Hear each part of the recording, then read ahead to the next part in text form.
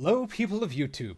Hello, Silver Stackers. Hello, Coin Roll Hunters. Welcome to my little corner of the internet. This is Michael from Penny Haven, and first off, just if you haven't yet, please hit that subscribe button, then give it a like, then come back over here and hit that bell icon so you know when my new videos come out.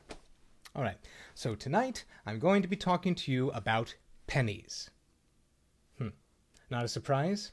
Well, what I normally talk to you about is the US 1-cent piece.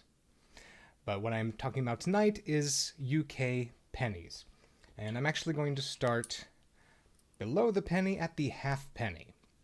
So the first one I have here to show you is a 1932 halfpenny, or halfpenny, as it's commonly called, with George V on the obverse, and the reverse has seated Britannia holding a trident, the date at the bottom and halfpenny around the edges. That was minted from 1911 to 1936, when the obverse was changed to King George VI, and the reverse was changed to a ship called the Golden Hind. It was Sir Francis Drake's ship. And this was minted from 1936 to 1952. Almost made it without having to look. Alright, so here, take a closer look at these two halfpennies.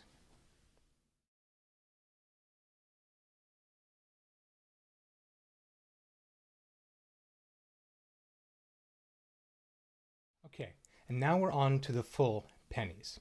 And as I said before, here in America we call them pennies as well, but that's just a colloquialism. It is actually a 1-cent piece. But anyone who pulls a handful of Lincoln memorials or wheat cents out of their pocket, everyone's going to say, you got a handful of pennies. And that's just a holdover from the UK, where they were called pennies, far before we had the Lincoln penny or the Indian head penny.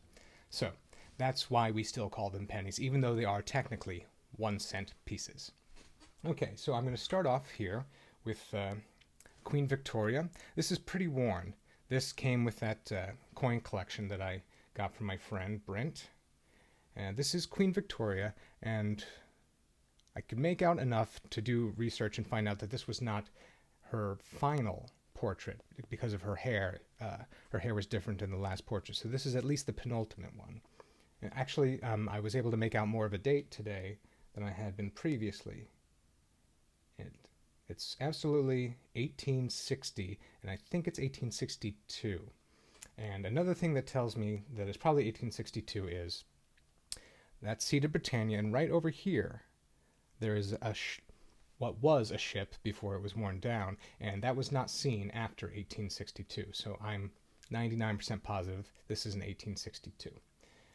So, yeah, once again, it's seated Britannia on the reverse, Queen Victoria, the obverse, 1862. Then we move on to a 1913, George V, and it also, the reverse is much more worn than the obverse on this one. 1913, seated Britannia, and 1915.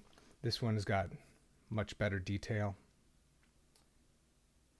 You can see his mustache better.